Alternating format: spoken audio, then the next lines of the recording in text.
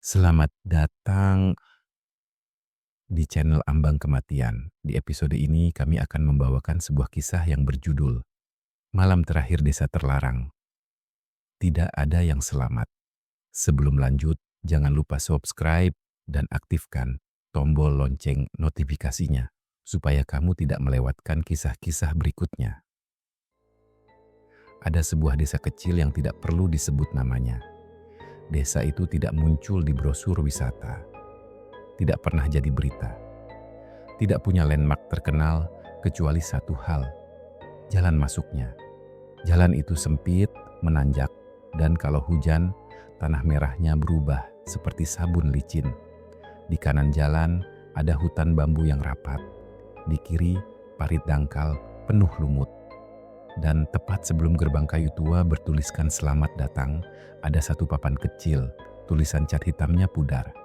Jangan masuk setelah maghrib. Orang kota mungkin menganggap itu lelucon, tapi orang-orang sekitar tahu papan itu bukan hiasan. Karena sekali kamu masuk setelah maghrib, desa itu seperti punya cara sendiri untuk menahanmu. Kisah ini dimulai dari seorang pemuda bernama Jaka. Jaka bukan pendatang yang sok berani. Ia bukan pemburu hantu. Ia bukan konten kreator yang cari sensasi. Jaka cuma mahasiswa tingkat akhir yang lagi dikejar waktu. Skripsi menumpuk, uang kos menipis, dan dosennya terus menekan. Datamu harus lengkap, harus ada observasi lapangan, harus ada bukti. Jaka mengambil topik tentang kearifan lokal dan perubahan sosial. Topik yang terdengar aman. Sampai ia memilih lokasi penelitian, ia memilih desa itu. Bukan karena ingin horor, melainkan karena datanya unik. Desa itu menolak modernisasi, menolak sinyal menara, menolak pabrik, menolak jalan beton besar. Dan yang paling membuat kampusnya tertarik, desa itu punya ritual tahunan yang tidak pernah dibuka ke orang luar. Jaka berpikir, kalau ia bisa mengamati ritual itu, skripsinya selesai, nilainya bagus, hidupnya beres. Itu yang ia pikir. Jaka datang ke desa itu siang hari. Matahari masih tinggi, udara hangat, dan suasana desa tampak biasa saja. Anak-anak berlari di tanah lapang, ibu-ibu menjemur padi. Bapak-bapak duduk di balai kecil merokok dengan tatapan yang tidak ramah. Jaka menenteng tas, membawa surat izin dari kampus, dan berusaha senyum sopan. Ia bertanya pada orang pertama yang ditemuinya, seorang pemuda desa bernama Jaya, yang kebetulan sedang mengangkat kayu. "Mas, saya Jaka. Saya mau ketemu kepala desa. Saya ada izin penelitian." Jaya menatap Jaka dari ujung kaki sampai kepala. "Penelitian?" Jaka mengangguk cepat. "Iya, saya cuma mau wawancara. Observasi, nggak ganggu." Jaya menghela napas seolah baru saja mendengar kabar buruk. Kepala desa lagi di rumah panggung. "Ikut saya." Jaka lega. Ia pikir semuanya akan lancar. Ia belum tahu kalimat "ikut saya" di desa itu bisa berarti lebih dari sekadar mengantar. Kepala desa bernama Pak Kerta. Usianya sekitar 60-an. Kulitnya gelap, rahangnya tegas, dan sorot matanya seperti orang yang sudah lama berhenti percaya pada pendatang. Jaka menyerahkan surat. Pak Kerta membaca pelan, lalu menatap Jaka.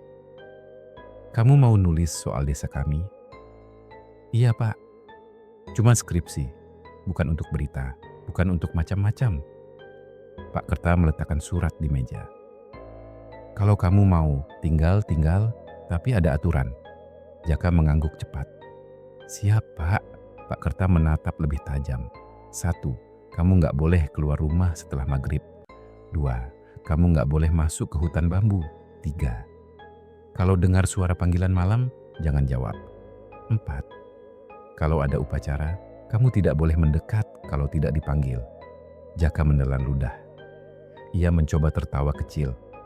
"Iya, Pak. Saya paham. Saya patuh." Pak Kerta bersandar, lalu berkata, pelan seperti menutup percakapan. "Karena kalau kamu melanggar, kamu tidak akan pulang." Jaka tinggal di rumah seorang warga, Bu Sari, janda yang rumahnya dekat balai. Busari ramah, tapi jelas takut. Ia menyiapkan kamar kecil untuk Jaka. Kasur tipis, kelambu, satu lampu bohlam.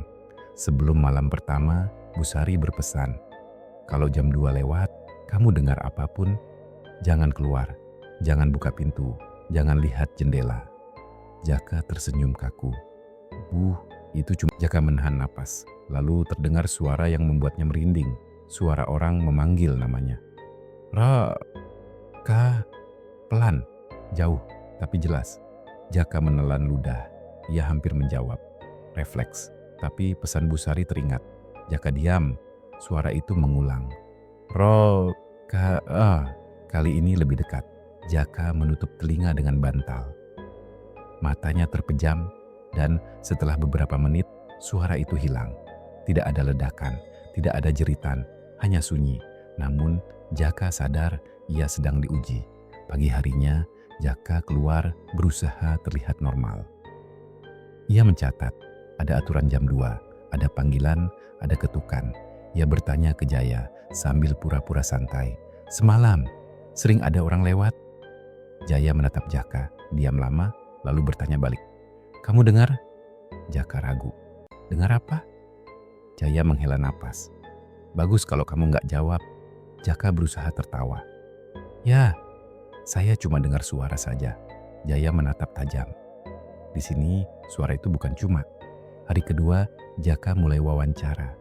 Ia berbicara dengan beberapa warga. Mayoritas jawabannya sama. Pendek, tidak detail. Seolah ada topik yang tidak boleh disentuh. Jaka bertanya tentang ritual tahunan. Semua menolak. "Bukan urusan orang luar," kata mereka. Jaka mulai frustrasi.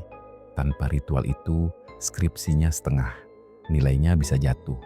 Dan ketika manusia frustrasi, aturan jadi terasa seperti penghalang. Maka di hari ketiga, Jaka memutuskan mengambil data sendiri. Ia melihat sebuah pos kecil dekat balai. Ada monitor tua dan perangkat rekaman. Di atasnya tertulis, "Pengawasan lingkungan." Jaka menunjuk benda itu saat berbicara dengan Dimas, pemuda desa yang bertugas di pos. "Itu apa? Kamera?" Dimas mengangguk. "CCTV, tapi cuma buat jalan depan. Biar kalau ada orang luar masuk malam-malam ketahuan." Jaka tertarik. "Berarti ada rekaman?" Dimas menatap curiga. "Kenapa?" Jaka tersenyum.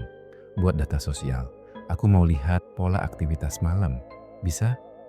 Dimas tertawa hambar. "Kamu yakin mau lihat aktivitas malam di desa ini?" Jaka menelan ludah. "Tinggal data, Mas." Dimas menatap Jaka lama lalu berkata, "Kalau kamu lihat, jangan panik." Malam ketiga, Jaka tidak tidur. Ia menunggu jam 2. Pukul 01.55 ia diam di kamar.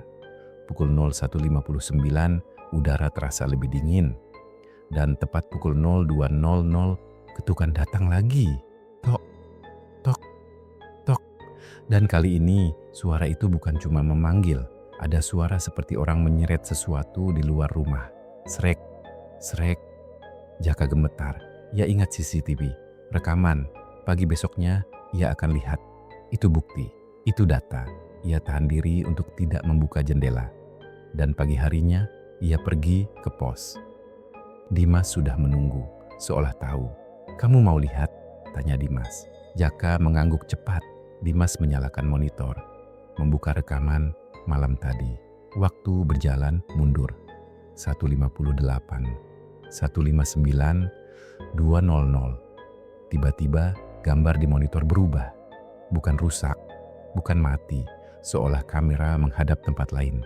Di layar terlihat jalan desa yang kosong, kabut tipis, lampu rumah jauh. Lalu muncul sesuatu. Seorang perempuan tua, baju putih kusam. Rambutnya panjang menutup wajah. Ia berjalan pelan, membawa sesuatu seperti karung besar. Dan di belakangnya ada deretan orang lain. Wajahnya tidak jelas. Jumlahnya banyak. Berjalan seperti barisan. Jaka menahan napas. Mereka berhenti di dekat gerbang desa. Perempuan tua itu menoleh ke arah kamera. Dan meski wajahnya tertutup rambut, Jaka merasa Perempuan itu melihat langsung ke dirinya.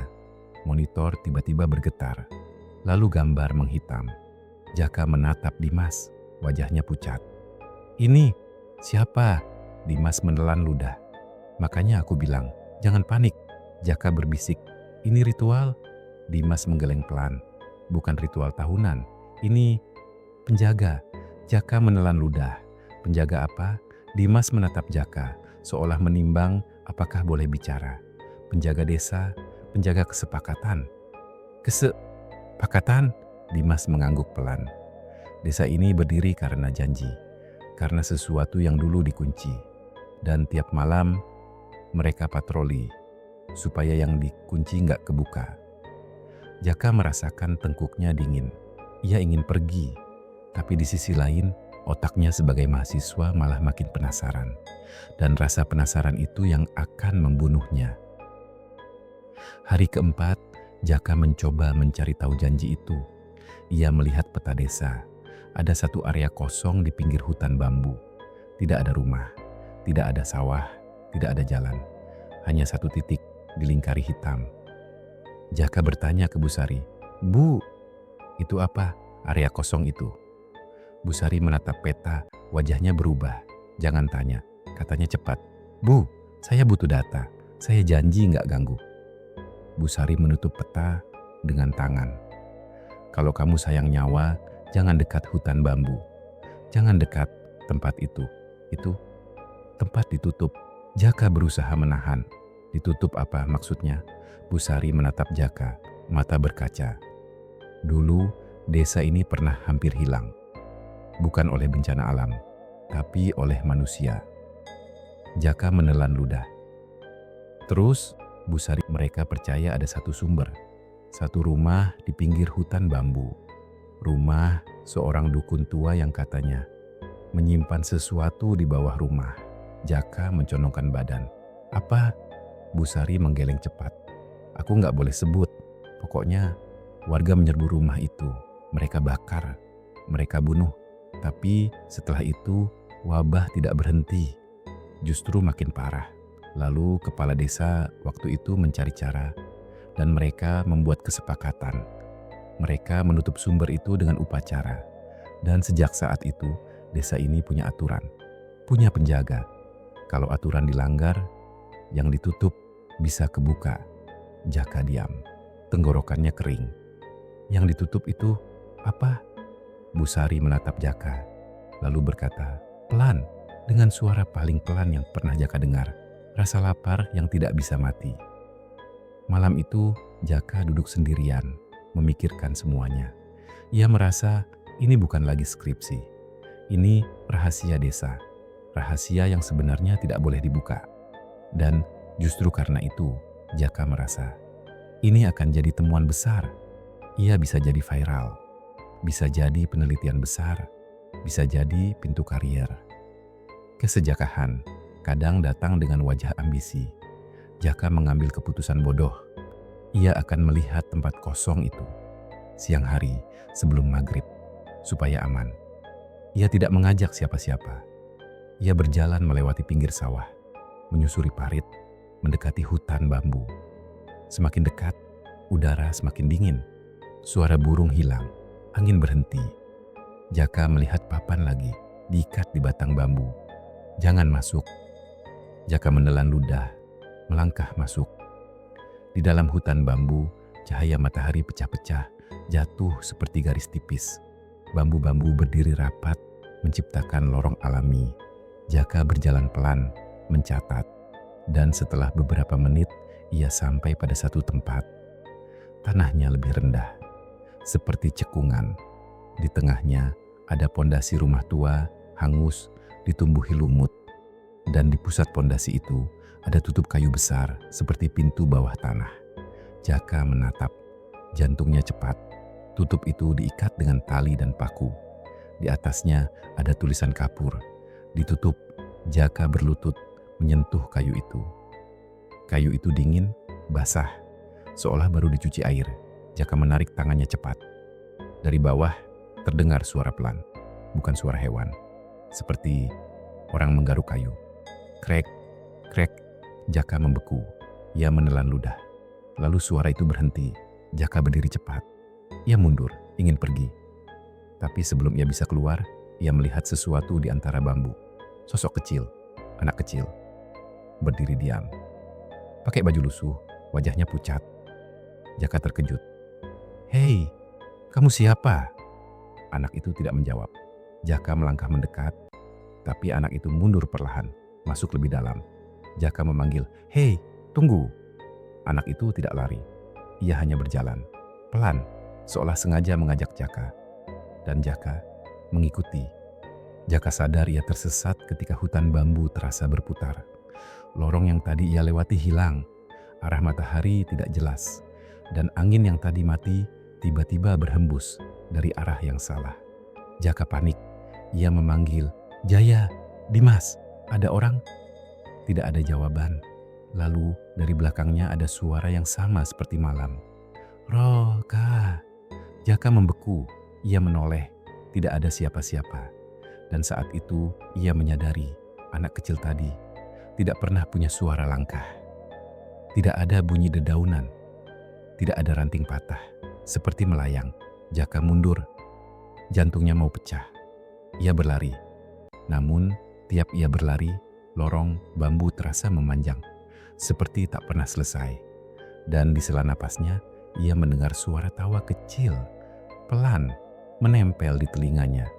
"Hi, hi, hi." Jaka menjerit, berusaha keluar. Jaka ditemukan sore hari, tergeletak di pinggir sawah. Bajunya basah, wajahnya pucat, mulutnya mengunyah sesuatu. Busari berlari mendekat, menangis. "Jaka, astagfirullah, Jaka." Jaka menatap Busari dengan mata kosong, lalu berkata pelan, "Lapar." Busari membeku. Jaya datang, menarik Busari mundur. "Jangan sentuh dia." Jaka masih mengunyah. Busari baru sadar Jaka sedang mengunyah. Tanah basah masuk ke mulutnya seperti nasi. Busari menjerit. Jaya menutup mulut Busari, membawa Jaka ke balai desa. Pak Kerta dipanggil, dan malam itu rapat desa terjadi. Bukan rapat biasa. Jaka duduk di tengah balai, diikat.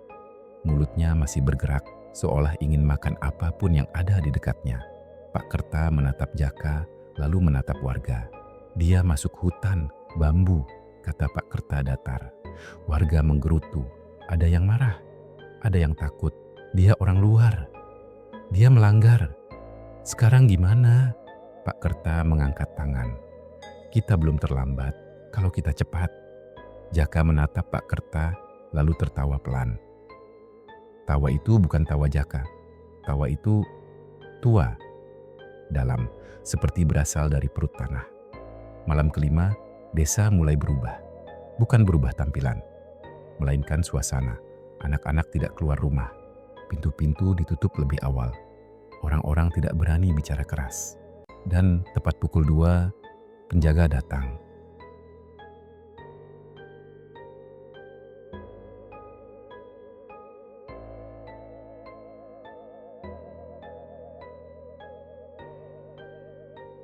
Suara langkah banyak, barisan, sama seperti rekaman CCTV. Tok, tok, tok. Tapi kali ini, suara itu bukan di jalan depan. Suara itu berjalan di sepanjang rumah warga, seolah memeriksa. Dan dari dalam balai, Jaka menjerit. Jeritannya panjang, mengiris. "Lapar, lapar, lapar." Warga menutup telinga. Pak Kerta masuk ke balai, membawa sesaji, beras, garam, air, dan kain putih. Ia menggambar lingkaran di lantai. Lalu ia menatap Jaka dan berkata tegas, "Kamu bukan dia." Jaka tertawa. "Dia." Di bawah, Pak Kerta menahan napas. "Kamu cuma pintu." Jaka menatap Pak Kerta, mata hitamnya melebar seolah ada sesuatu di belakang mata itu yang baru bangun. Pintu dibuka. Pak Kerta memejamkan mata. Ia tahu jika pintu kebuka, desa habis. Pak Kerta melakukan satu hal terakhir. Ia memerintahkan warga membawa Jaka ke tempat pondasi itu. Siang hari, sebelum maghrib, warga menolak. Takut. Tapi Pak Kerta keras.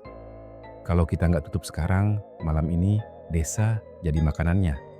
Kata itu membuat semua orang diam. Mereka mengikat Jaka, membawanya ke hutan bambu. Jaka tertawa sepanjang jalan. "Beras, banyak beras. Kalian simpan." Warga menahan muntah. Di tempat pondasi, Pak Kerta berdiri di depan tutup kayu. Ia menaruh sesaji. Ia mengikat kain putih di kepala Jaka. Dan ia mulai membaca sesuatu yang tidak terdengar seperti doa biasa. Lebih seperti perintah. Angin berhenti, bambu diam. Lalu, dari bawah tutup kayu, suara itu muncul lagi. Krek, krek, seperti kuku menggaruk. Pak Kerta menelan ludah, tetap membaca. Jaka tiba-tiba diam, tubuhnya kaku. Matanya menatap tutup kayu dan mulutnya berbisik pelan. "Di bawah, ramai." Pak Kerta menguatkan suara. Warga berdiri jauh, takut. Dan pada saat Pak Kerta selesai, tutup kayu itu bergetar, bukan sedikit, bergetar seperti ada sesuatu besar menabrak dari bawah. Warga mundur panik. Pak Kerta berteriak, "Jangan lari." Tapi manusia selalu lari kalau tanah di bawahnya terasa hidup. Dan ketika warga mundur, Jaka tersenyum. Senyum itu seperti kunci yang diputar.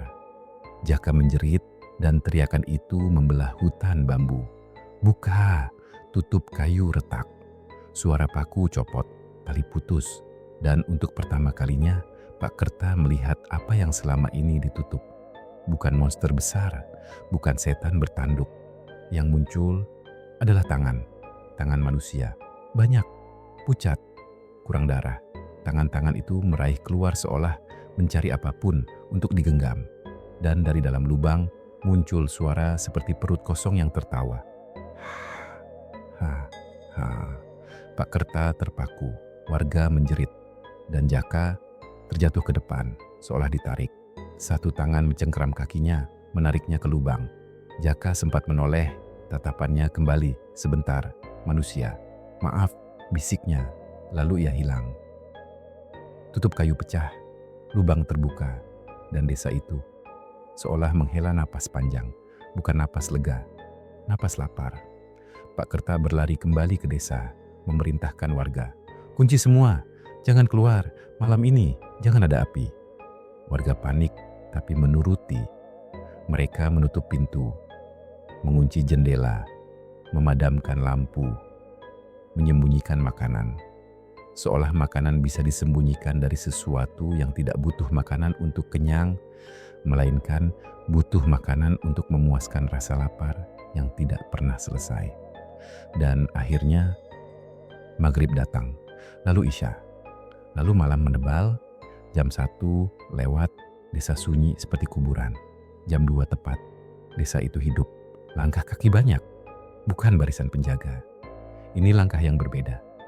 Lebih kasar, lebih berantakan, seperti kerumunan yang tidak sabar.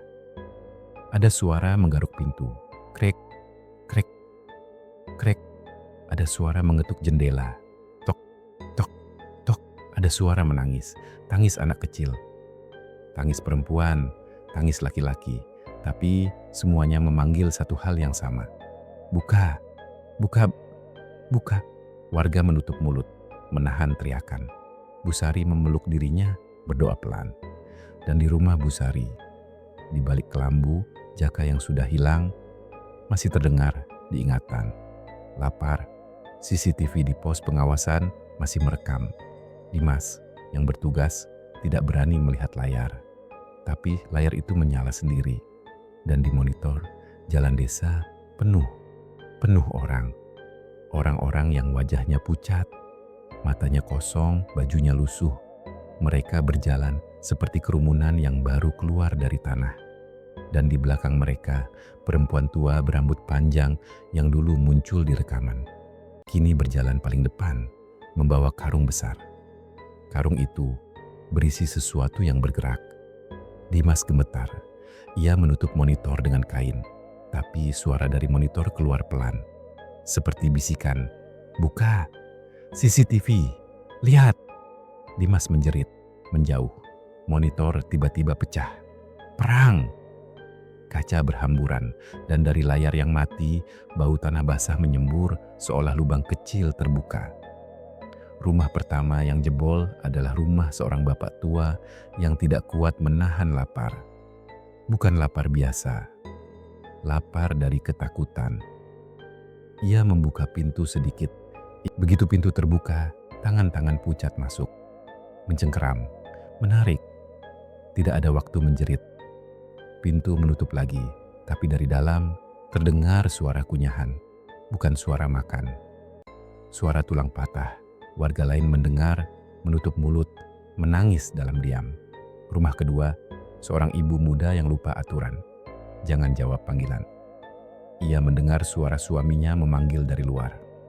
"Bu, bukain." Ia menangis karena suaminya sedang merantau. Tapi suara itu persis. Ia menjawab, "Mas." Dan dalam 1 detik, jawaban itu seperti undangan. Jendela pecah, tangan masuk, ibu itu ditarik keluar, dan yang tersisa hanya bekas kuku di lantai. Rumah ketiga, rumah balai desa. Pak Kerta berdiri di depan pintu balai, membawa obor kecil. Ia tahu, kalau desa ini habis, minimal ia harus mati duluan. Di luar, kerumunan mendekat. Pak Kerta berteriak, "Stop, kalian dulu sudah dikunci. Kalian bukan bagian desa ini lagi." Perempuan tua itu berhenti. Rambutnya menutupi wajah. Namun suaranya keluar, kencang, seperti banyak suara tumpang tindih. "Dulu, kami dikunci karena kalian takut." Pak Kerta menggertakkan gigi. "Kalian wabah, kalian racun." Perempuan itu tertawa. Tertawanya seperti perut kosong yang membesar. "Kami bukan wabah, kami lapar." Pak Kerta menahan obor. "Kalian mau apa?" Perempuan itu mengangkat tangan. Dan dari belakangnya, kerumunan membuka mulut, serempak seolah satu tubuh. "Makan." Pak Kerta menutup mata. Ia menyalakan obor ke pintu balai, membakar kain-kain di dalam, membakar sesaji, membakar apapun. Ia memilih, lebih baik desa terbakar daripada desa dimakan. Api menyala. Kerumunan menjerit, tapi jeritannya bukan takut api. Jeritannya marah karena makanan hilang. Mereka menerjang. Pak Kerta sempat melihat tangan-tangan itu mencengkeram tubuhnya. Dan pada saat tubuhnya ditarik, Pak Kerta masih sempat berkata, 1 kalimat terakhir, "Jangan pernah buka." Tapi kalimat itu terlambat, karena pintu sudah kebuka. Dan malam itu, desa terlarang tidak lagi punya penjaga. Yang ada hanya lapar. Pagi hari, matahari terbit, seolah tidak tahu apa yang terjadi. Kabut masih menggantung. Bambu masih berdiri, sawah masih basah. Tapi desa itu sunyi yang berbeda. Tidak ada ayam berkokok, tidak ada suara anak, tidak ada asap dapur. Ketika orang dari desa sebelah mencoba masuk, mereka berhenti di gerbang, karena bau yang keluar bukan bau tanah, bukan bau kayu. Bau itu bau besi, bau amis, bau seperti rumah jagal. Mereka tidak masuk. Mereka hanya melihat dari jauh. Pintu-pintu rumah terbuka, barang bersejakan. Dan di tengah jalan desa ada jejak-jejak yang menuju satu arah, hutan bambu. Seolah seluruh desa berjalan sendiri ke sana. Hari itu, desa itu dinyatakan kosong. Tidak ada korban ditemukan, tidak ada jasad, tidak ada kuburan baru. Hanya satu hal yang tersisa. Di pos pengawasan, di antara pecahan monitor ada catatan kecil tertulis dengan tangan gemetar. "Jika kamu membaca ini, jangan masuk, jangan cari. Karena malam itu, desa ini selesai, tidak ada yang selamat." Dan sampai hari ini, papan peringatan di depan gerbang masih ada. Tulisan cat hitamnya diperbarui berkali-kali. Jangan masuk setelah maghrib, bukan karena desa itu berhantu, tapi karena desa itu sudah tidak ada. Yang ada hanya tempat kosong yang masih lapar. Dan kalau kamu nekat masuk, lalu kamu mendengar seseorang memanggil namamu pada pukul 2, jangan jawab. Karena mungkin yang memanggil bukan orang, tapi sesuatu yang butuh kamu untuk mengisi desa yang hilang. Namun, Ada satu detail terakhir yang membuat kisah ini semakin tidak masuk akal, dan justru karena itu semakin menakutkan. Seminggu setelah desa itu kosong, petugas kecamatan datang bersama polisi. Mereka membawa surat, membawa alat, dan membawa satu keyakinan. Ini cuma kasus orang hilang. Mereka menertawakan papan larangan. Mereka menertawakan cerita jam 2. Mereka menertawakan warga desa sebelah yang menolak ikut masuk. Kalau takut, tunggu di luar, kata salah satu polisi. Mereka masuk siang hari. Langkah pertama, semua terasa normal. Jalan tanah, rumah kosong, daun-daun kering. Langkah kedua, mereka mulai mencium bau amis, bukan bau bangkai. Lebih seperti bau besi tua yang basah. Langkah ketiga, mereka menemukan sesuatu di tengah jalan. Beras. Bukan beras di karung. Beras ditabur, membentuk jejak panjang menuju hutan bambu. Seperti ada yang sengaja mengarahkan. Salah satu petugas berkata, "Ini mungkin ritual." Polisi itu mengangkat bahu. "Ya udah, kita ikutin." Mereka mengikuti jejak beras itu. Di pinggir hutan bambu, mereka menemukan pondasi rumah hangus. Tutup kayu itu sudah hancur menjadi serpihan. Lubang di tengah pondasi menganga. Gelap, angin dari dalam dingin dan berbau tanah. Polisi menyalakan senter. Cahaya menembus beberapa meter, lalu hilang di telan gelap. Salah satu petugas menelan ludah. "Kita turun." Polisi itu mengangguk. "Turun, kalau ada mayat kita bawa." Mereka menurunkan tali. Satu orang turun dulu. Dan saat orang itu turun, yang di atas mendengar suaranya berbisik, pelan. Di bawah ada dapur. Mereka tertawa, gugup. "Dapur apaan?" Orang di bawah tidak menjawab. Lalu terdengar bunyi. Seperti sendok mengetuk piring. Ting! Ting! Petugas di atas menatap satu sama lain. Tenggorokan mereka kering. Polisi mengumpat pelan. "Apaan sih?" Lalu ikut turun. 2 orang, 3 orang. Mereka menghilang ke gelap. Beberapa menit, tidak ada suara. Lalu, dari bawah, tiba-tiba terdengar suara makan. Bukan satu orang, banyak. Seperti kerumunan, suara kunyahan, suara air ditelan, suara orang mendesah puas. Dan di antara suara itu, ada suara perempuan tua tertawa. "Ha, ha, ha." Petugas yang masih di atas membeku. Ia menarik tali, memanggil, "Pak, Pak, jawab." Tidak ada jawaban, hanya suara kunyahan yang makin keras. Petugas itu panik. Ia berlari keluar hutan, meninggalkan semua. Sore harinya, polisi yang tadi masuk tidak pernah keluar. Laporan resmi menyebut hilang saat investigasi. Kemungkinan tersesat, sedang dicari. Tapi warga desa sebelah tahu kalau orang yang masuk ikut jadi bagian dari desa itu. Dan di malam ke-7, warga desa sebelah mendengar sesuatu dari arah hutan bambu. Bukan suara serangga, bukan suara angin, suara piring, suara sendok, suara orang-orang makan. Ting, ting, krak, krak. Seolah di dalam tanah ada pesta. Dan tepat pukul 2, mereka mendengar suara yang pelan, mendekat. Seperti ada yang berjalan di jalan tanah. Tok, tok, tok. Mereka memadamkan lampu. Mereka menutup pintu. Mereka menahan napas. Karena mereka paham sekarang, desa terlarang itu tidak mati.